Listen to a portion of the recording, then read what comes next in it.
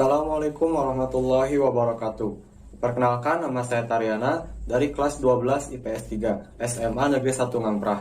Pada kesempatan kali ini, saya akan mempresentasikan laporan hasil pembelajaran Based Learning sebagai salah satu syarat kelulusan kelas 12 tahun ajaran 2020-2021. Judul pada laporan PJBL ini adalah Getuk Lindri, sesuai dengan produk yang penulis buat, yaitu getuk. Terdapat 4 bab pada laporan PJBL ini. Bab 1, pendahuluan. Bab 2, landasan teori. Bab 3, pembahasan produk dan pemasaran. Bab 4, penutup. 1.1 Latar belakang masalah.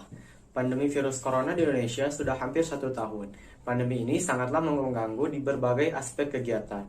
Salah satunya yaitu di bidang pendidikan, sehingga proses pembelajaran tidak bisa dilakukan secara tatap muka dan harus dilakukan secara daring.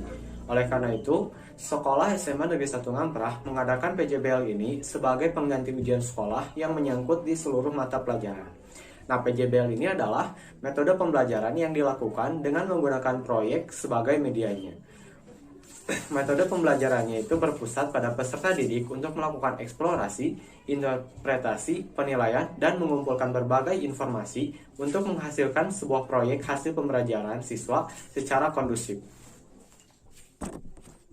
1.2 Rumusan masalah. 1. Apa itu PJBL? 2. Apa kaitan PJBL dengan seluruh mata pelajaran di SMA Negeri 1 Ngamprah? 3. Bagaimana cara membuat getuk? 4. Apa saja bahan-bahan untuk membuat getuk? 5. Bagaimana sejarah getuk? 1.3 Tujuan. 1. Untuk mengetahui pengertian dari PJBL. 2. Untuk mendapatkan ide kreativitas baru dalam berinovasi menciptakan sesuatu yang baru. 3. Untuk mengetahui proses pembuatan getuk. 4.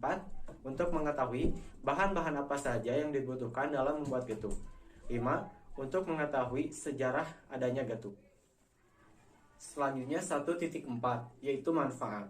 Yang pertama, manfaat bagi sekolah. Bisa menambah pengalaman siswa dalam melakukan pembelajaran model Project Based Learning. Yang kedua, manfaat bagi guru. Dapat menciptakan pengalaman baru dalam mengajar dengan menggunakan metode Project Based Learning. Untuk manfaat bagi siswa, melatih siswa untuk belajar secara aktif dan meningkatkan kreativitas siswa, kedisiplinan, serta rasa tanggung jawab. Bagi masyarakat, bisa mendapatkan informasi baru yang berkaitan dengan produk seperti manfaat dan kegunaan produk. Masuk ke bab 2. Yang pertama, 2.1 yaitu pengertian PJBL. Menurut NYC Department of Education, PJBL merupakan strategi pembelajaran di mana siswa harus membangun pengetahuan konten mereka sendiri dan mendemonstrasikan pemahaman baru melalui berbagai bentuk representasi. Model pembelajaran PJBL ini adalah model pembelajaran yang menitik beratkan pada pembelajaran berbasis proyek, yaitu peserta didik diberikan tugas yang dapat meningkatkan kreativitas setiap individu. Selanjutnya 2.2 yaitu keefektifan model PJBL. Keefektifan model PJBL dalam pembelajaran bertujuan untuk mengembangkan kreativitas siswa dan berinovasi menghasilkan sesuatu yang baru. Siswa juga diharuskan untuk lebih disiplin, teliti, dan inovatif serta memiliki rasa tanggung jawab yang tinggi. Selanjutnya 2.3 kaitan PJBL dengan seluruh mata pelajaran di SMA Negeri 1 Ngamprah. Kaitan Project Based Learning dengan seluruh mata pelajaran di SMA Negeri 1 Ngamprah adalah siswa diharuskan untuk membuat suatu produk dan menciptakan inovasi baru sehingga memiliki ciri khas yang berbeda dengan produk pada umumnya, serta menjualnya kepada masyarakat dengan tetap memperhatikan inti penugasan yang berkaitan dengan seluruh mata pelajaran dalam konsep kegiatan bernama Ngamprah Culinary Food. 2.3.1 Aspek fisik dan kondisi geologis produk. Aspek fisik. Aspek fisik adalah salah satu aspek geografis yang mengkaji segala fenomena geosfer yang mempengaruhi keberlangsungan hidup manusia. Aspek fisik meliputi aspek kimiawi, biologis, astronomis, dan semua fenomena alam yang langsung dapat diamati. Berikut merupakan macam-macam aspek fisik dan penjelasannya. Yang pertama, lokasi. Lokasi adalah letak suatu objek pada permukaan bumi sekaligus sebagai tempat berbagai fenomena geografi terjadi. Lokasi merupakan variabel penting yang dapat mengungkapkan berbagai hal tentang gejala atau fenomena yang dipelajari. Yang kedua ada suhu. Suhu adalah ukuran derajat panas atau dinginnya suatu benda atau sistem. Suhu didefinisikan sebagai suatu besaran fisika yang dimiliki bersama antara dua benda atau lebih dalam kesetimbangan termal. Untuk mengetahui besaran suhu dan menyatakan seberapa tinggi dan rendahnya nilai suhu, diperlukan pengukuran dengan menggunakan alat yang dinamakan termometer. Yang ketiga, curah hujan. Curah hujan merupakan ketinggian air hujan yang terkumpul dalam tempat ketinggian yang datar, tidak menguap, tidak meresap, dan tidak mengalir. Curah hujan 1 mm artinya dalam luasan 1 meter persegi pada tempat yang datar, tertampung air setinggi 1 mm atau tertampung air sebanyak 1 liter. Yang keempat ada ketinggian. Berdasarkan Kamus Besar Bahasa Indonesia, ketinggian merupakan tinggi suatu titik di atas bidang acuan, di mana acuan yang biasanya digunakan adalah tinggi rata-rata dari permukaan laut. Yang kelima ada tanah. Tanah adalah bagian kerak bumi yang tersusun dari mineral dan bahan organik. Tanah sangat vital peranannya bagi semua kehidupan di bumi, karena tanah mendukung kehidupan tumbuhan dengan menyediakan hara dan air sekaligus sebagai penopang akar. 2.3.2 Sejarah dan perkembangan produk.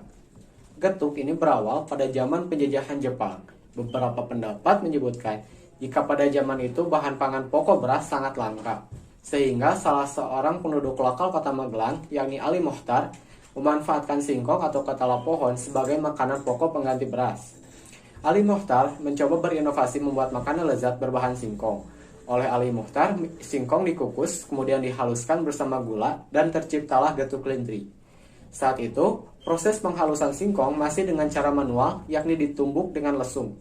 Nah, pada tahun 1985, Ali Mochtar berhasil membuat mesin penghalus singkong yang bisa menghasilkan singkong yang bisa menghasilkan getuk dalam jumlah banyak dalam waktu yang lebih cepat.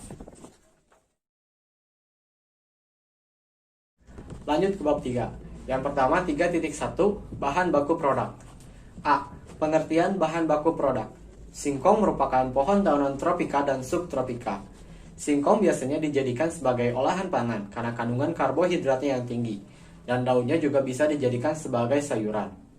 Di Indonesia, singkong merupakan hasil pertanian pangan kedua terbesar setelah padi, sehingga singkong mempunyai potensi sebagai bahan baku yang penting bagi berbagai produk pangan dan industri. Singkong mengandung berbagai nutrisi penting untuk tubuh. Pada 100 gram singkong rebus, terdapat kalori yang 98%-nya berasal dari karbohidrat. Sisanya berasal dari protein serta lemak. Singkong juga mengandung serat, vitamin, dan mineral.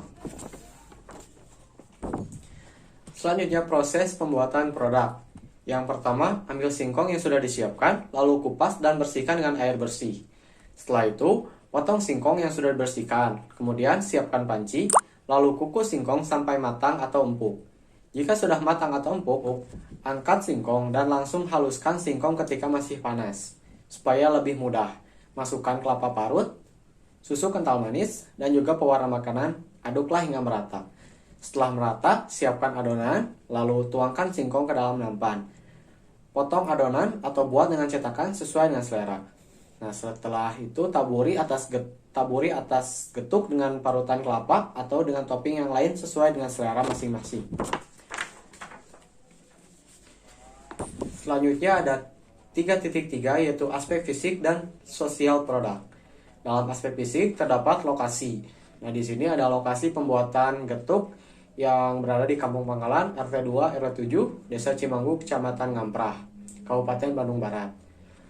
Selanjutnya ada suhu. Kondisi iklim tropis seperti Indonesia terbilang cocok untuk pertumbuhan singkong. Kondisi suhu udara yang mendukung tumbuhnya singkong yaitu 10 derajat Celcius. Bila suhunya di bawah 10 derajat Celcius, dapat menyebabkan pertumbuhan tanaman sedikit terhambat. Curah hujan. Curah hujan yang cocok untuk tanaman singkong adalah 1.500 sampai 2.500 mm per tahun. Tumbuhan singkong tidak memerlukan banyak air.